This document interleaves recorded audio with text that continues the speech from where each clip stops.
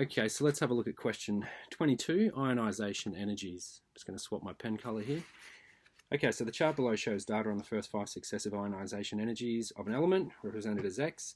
An ionisation energy is the energy required to remove an electron from the outer shell of any atom in its gaseous state.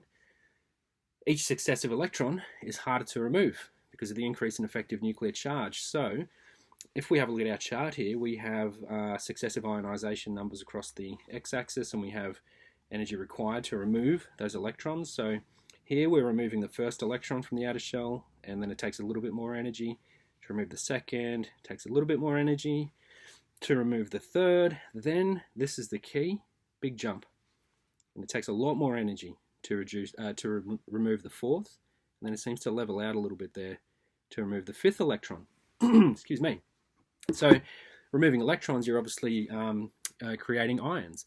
Now the key is this big jump here we see from 3 to 4. What's that telling us? It means that the first 3, even though they were increasing in the amount of energy required to remove them, there wasn't a big jump until we got to the 4th. So what that's telling me is, if I look at the periodic table and I think, okay, what if we were at aluminium here? Sorry, I'll just change my pen color. What if we were at aluminium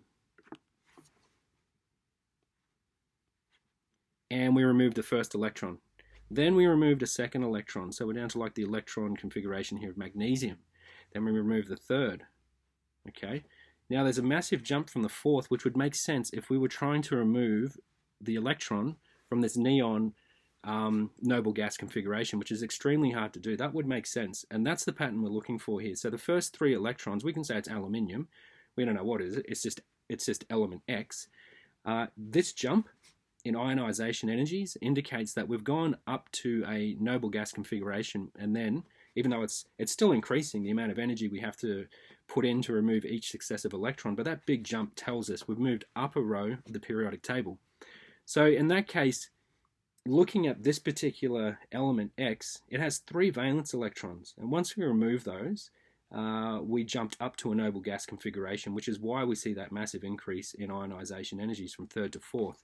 So again, we've taken, let's just say we're aluminium, we've taken 1 electron, 2 electrons, 3 electrons, massive jump needed in energy in order to remove that noble gas neon electron configuration. And then the 5th one would be removing it from that fluorine electron configuration. Now we can answer question A. So it says allow 1 to 2 lines. Really, we're just we're drawing a or we're putting in here a chemical formula. I'll just change my pen color so I can write on the paper again. So use the data above to determine the formula of the chloride element X would form upon reaction with the chlorine gas. Use X to represent the symbol for the element. Well, we know that X has 3 valence electrons by looking at that chart there. Remember, that big jump up to 4th indicates that we've gone up to a noble gas configuration. So we've removed the outer 3 electrons. So X we can use to represent our element here, and chlorine is a valence of 1, so it'll be XCl3.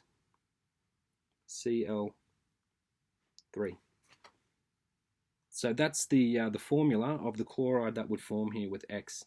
And the way we work that out very quickly is by looking at those ionization numbers. The first 3, even though they are increasing in the amount of energy, and it doesn't matter where you start, they will all increase in the amount of energy required for each successive removal of an electron. The big jump that you see, and anytime you see that pattern, you've got to think to yourself, okay, so that means I'm trying to remove an electron from a noble gas configuration. Hypothetically, let's just hammer the point home here. What if that big jump, I'm just going to change my pen color again, and I'll just quickly show you something here. What if that big jump was between 4 and 5? Okay, so let's just say that this ionization energy continued out to here. Then we had a massive jump up to the 5th. So hypothetically, what would that tell us? Well, that would mean we have 4 outer electrons. So we could be starting at silicon, for instance, and we've gone 1, 2, 3, 4. Then that big jump to 5 indicates we've gone up to neon. So we would say, okay, well, that particular element there, it's got 4 valence electrons. And then we can look at chlorine, valence of 1, then we can write down the formula there. So that's how to work out A.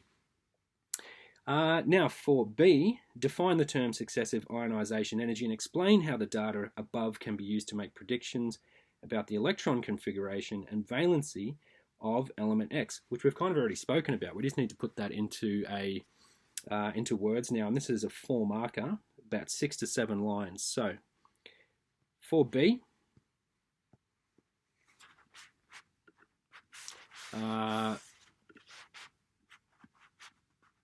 B would be successive ionization energies are the energies required to remove successive electrons from an increasingly positive ion. For example, the second ionization energy of X is the energy required for the following process. So we have a +1 cation in its gaseous state, and then we remove the second electron, and we end up with a +2 cation in the gaseous state with that electron that we've just removed. So that's the second ionization process there.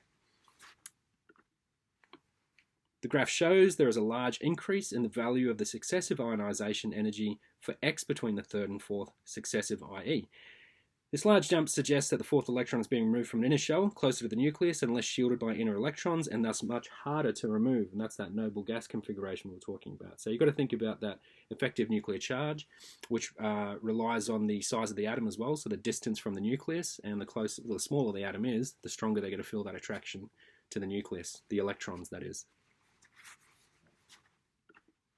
So this suggests element X has 3 valence electrons, which means it will have a valency of 3, and therefore we can go ahead and write the formula XCl3.